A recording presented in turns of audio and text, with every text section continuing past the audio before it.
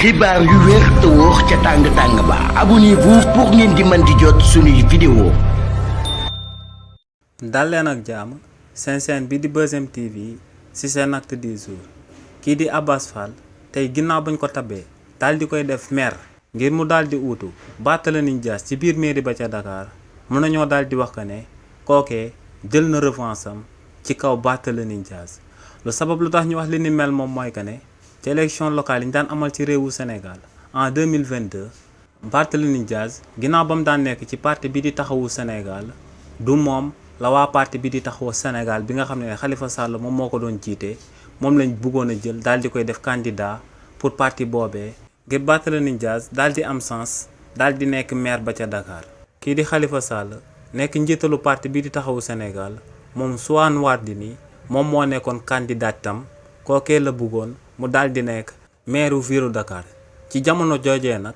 taxawu Sénégal ak parti bii di Pastef ñoom ñoo bokkoon ngandam coalition bu nekkoon ci opposition bi te ñu daan jàmmaarloog kii di président Macky Sall te mu nekkoon coalition yeewu askan wi si li ni mel nag kii di Abass Fall dafa xaroon tànk tubéyam ngir kii di Barthélémy Dias daal di nekk coûte que coûte candidat wu parti bii di taxawu Sénégal.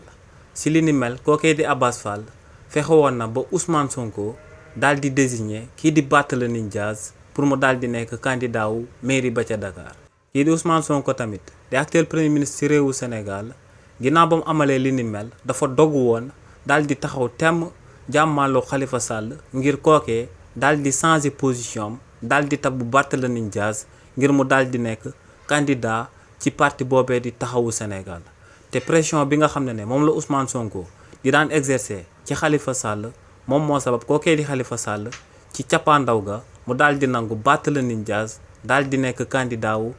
parti bii di taxawu Sénégal. waaye nag kookee di Barthélémy Dias ginnaaw ba mu àndeek waa parti bii di Pastef Ousmane Sonko daal di koy taxaw lool ngir mu daal di nekk maire ci biir mairie ba ca Dakar en 2022 ci élection locale yi ñu daan amal kookee di Barthélémy Dias ginnaaw ba mu nekkee maire. bañ daal di koy jébbal pouvoir am yi dafa jékki-jékki woon daal di dummóoyu waa parti bii di Pastef te bés boobee mu daan dummóoyu parti bii di Pastef mooy bés bi nga xam ne moom la ñu rejeté woon candidature Ousmane Sonko ngir mu daal di bokk ci élection présidentielle yi ñu daan amal ci réewu Sénégal en 2024. kookee di Barthélémy Dias ginnaaw ba mu jëlee woon ndogal loolee ba noppi yemul woon si li ni mel ndax dafa continuer woon di jël guerre bi daal di koy yóbbu ci biir mairie ba ca Dakar. tàmbale di fa daan bunduxatal kii di Abass Fall mi nga xam ne moom moo dox tànk yi ngir mu daal di nekk maire si li ni mel Barthélémy Dias nu mu mujjee sax moom moo doon dafa dàqoon kii di Abass Fall ci biir mairie ba ca Dakar de manière illégale. te lu mu joxe woon comme argument moom mooy que ne kii di Abass Fall ginnaaw bañ koy daal di def ak conseiller municipal kookee ci niñ ko tabbee teguñ ko woon ci dëgg teguñ ko woon ci yoon ndax bañ koy tabb respecté wuñ woon parité bi. ci biir mairie ba ca Dakar ginnaaw loolee la kookee di Barthélémy Dias jëlee woon ndagal daal di dàqalu par la force Abass Fall ci biir mairie ba ca Dakar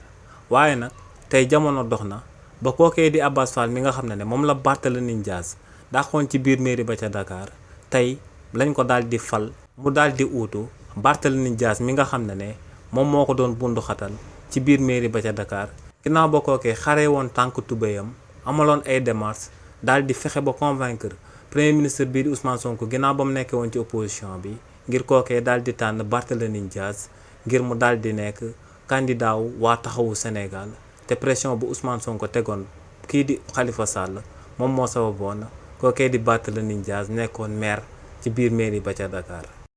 xibaar yu wér te wóor ca tàng ba abonnez-vous pour ngeen di mën di jot suñuy vidéo.